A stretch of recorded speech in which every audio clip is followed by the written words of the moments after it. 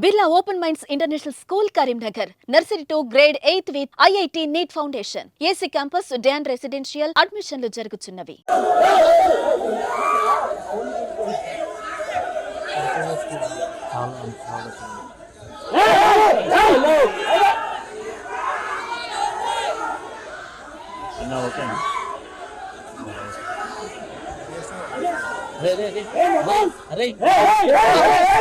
अरे अभी फोन लेके लिए phone double two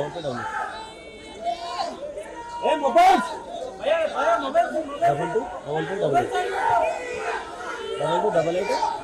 double at last double call injection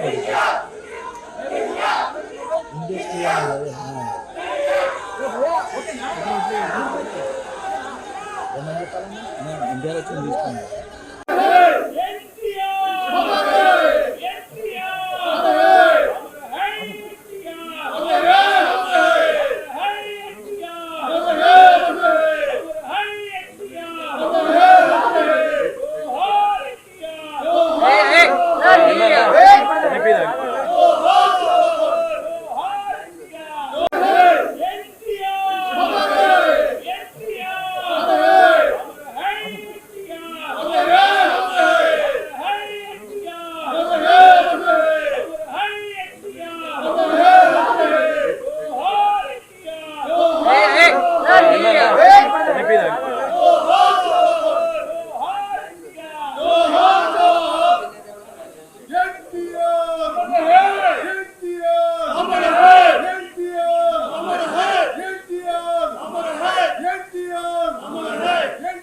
ఇవాళ విశ్వఖ్యాత నట సార్వభౌమ నటరత్న పద్మశ్రీ డాక్టర్ నందమూరి తారక రామారావు గారు తెలుగుదేశం పార్టీ వ్యవస్థాపకులు. ఆయన 101వ ఈ జయంతిని పురస్కరించుకొని మరి ఇక్కడ అందరూ కుటుంబ సభ్యులైతేనేమి పార్టీ కార్యకర్తలు అందరూ కూడా ఆయనకి ఘన నివాళులు అర్పించడానికి ఎన్టీఆర్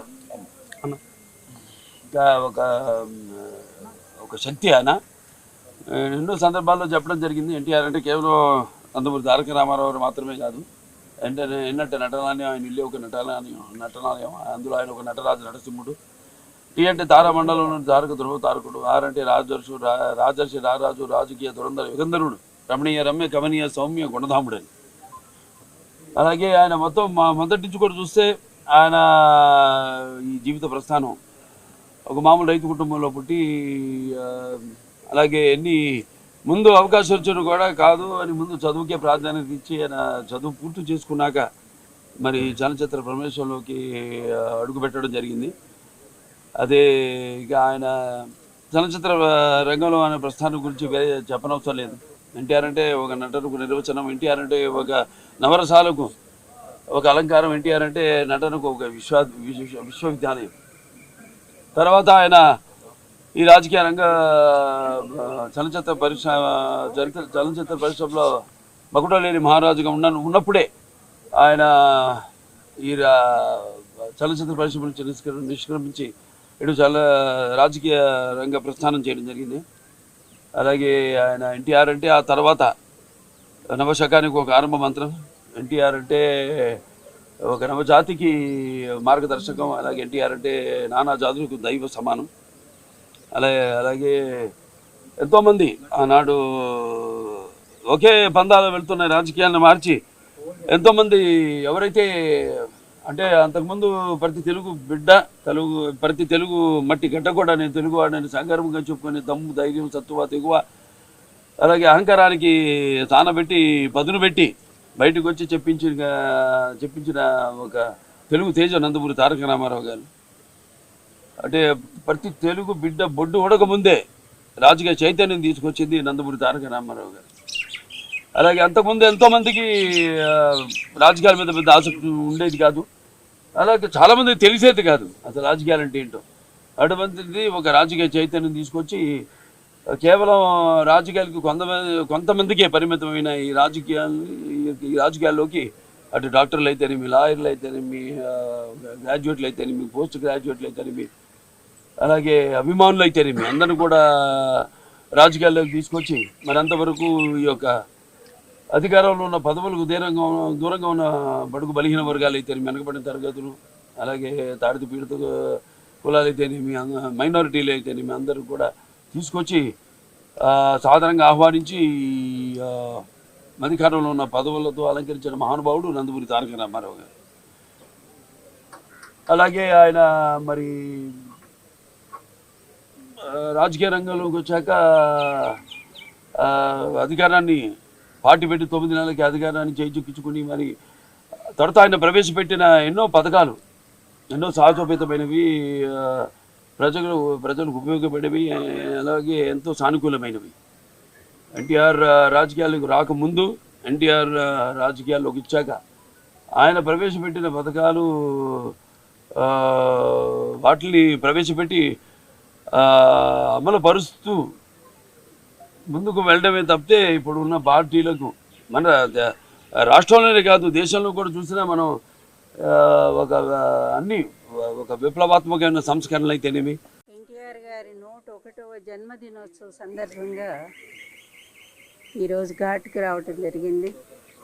ఆ మహనీయుడు ఎన్ని సంవత్సరాలైనా ఆయన చరిత్ర అజరామరంగానే ఉంటుంది. తెలుగు జాతి ఉన్నంత వరకు తెలుగు వాళ్ళ గుండెల్లో ఆయన స్థిరమైన స్థానాన్ని సంపాదించారు. ఒక నటుడుగాను, అదేవిధంగా గొప్ప రాజకీయవేత్తగాను భారతదేశంలో కాంగ్రెస్కి యాంటీ పార్టీలన్నింటినీ కూడా ఆయన కలిపి ఒక తాటి మీదకి తీసుకొచ్చి నేషనల్ ఫ్రంట్ స్థాపించి మొత్తం భారతదేశంలోని తెలుగు జాతి గౌరవాన్ని నిలబెట్టిన ఏకైక వ్యక్తి ఒక నందమూరి తారక రామారావు గారు.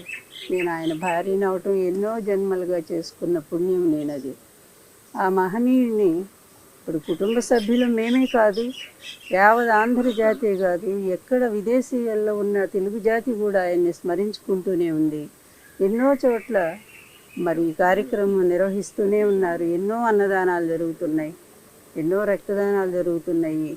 ఇన్ని సంవత్సరాలు ఆయన చనిపోయి దాదాపు 28 సంవత్సరాలైంది. 96 ఆయన జనవరి 18వ తారీఖు మనల్ని అందరినీ వదిలిపెట్టి వెళ్ళారు. కానీ ఆయన కీర్తి మాత్రం ఎప్పటికీ చెక్కు చెదరకుండా అలాగే ఉండిపోయింది. అది నిజమైన ఇది అంటే మనిషి పుట్టుక ఎక్కడ ఉంటుందంటే మరణం తర్వాతే ఉంటుంది.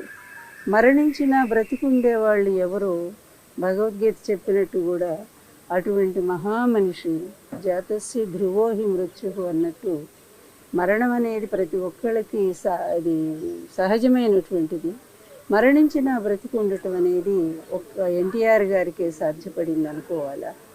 ఆయన ఎప్పటికీ ఉంటారు. నేను ఒక్కటే కోరుకుంటున్నాను, ఆయన ఆశీస్సులు తెలుగు ప్రజలందరికీ అందాలి, ఎప్పటికీ అందాలి. ఆయన ఆత్మ తెలుగు ప్రజల చుట్టూనే తిరుగుతూనే ఉంటుంది. న్యాయం కోసం ఆయన పోరాటం సాగిస్తూనే ఉంటుంది. మళ్ళీ మంచి ఈ ఎలక్షన్ల తర్వాత మంచి పరిపాలన కోసం ఆయన తప్పకుండా ఆయన ఆత్మ ఆశీస్సులు అందిస్తూనే ఉంటుంది. ఆంధ్రప్రదేశ్లో మంచి సుపరిపాలన మళ్ళీ కంటిన్యూ కాబోతూ ఉంది. అదేవిధంగా ఇక్కడ తెలంగాణ రాష్ట్రంలో కూడా మంచి పరిపాలన వాళ్ళు అందించాలని మేము కోరుకుంటూ ఉన్నాము. ఎందుకంటే ఎక్కడున్నా తెలుగు జాతి, తెలుగు ప్రజలు సుఖంగా ఉండాలి. నాయకులైన వాళ్ళు స్వార్థానికి, అవినీతికి తల వంచితే ఏ విధమైనటువంటి శిక్షలు ఉంటాయో కూడా ప్రత్యక్షంగా చూస్తూ ఉన్నాము. అందువల్ల ప్రజల కోసం జీవించే వాళ్ళు నాయకులు అనేది ఎన్టీఆర్ గారు ఒక్కరే చాటి చెప్పారు. అందువల్ల ఆయన స్ఫూర్తితో ఆంధ్రప్రదేశ్లో పరిపాలన అలాగే సాగుతూ ఉంది. అదే కంటిన్యూ అవుతుంది కూడా. అందువలన రేపు 4వ తారీఖు జరిగే ఎన్నిక తర్వాత ఆంధ్రప్రదేశ్ మళ్ళీ ఒక సుభిక్షమైన శాంతియుతమైన పరిపాలన అందుకుంటుందని, అందుకు ఎన్టీఆర్ గారి ఆశీస్సులు నిండుగా జగన్మోహన్ రెడ్డి గారికి అందాలని కోరుకుంటూ సెలవు.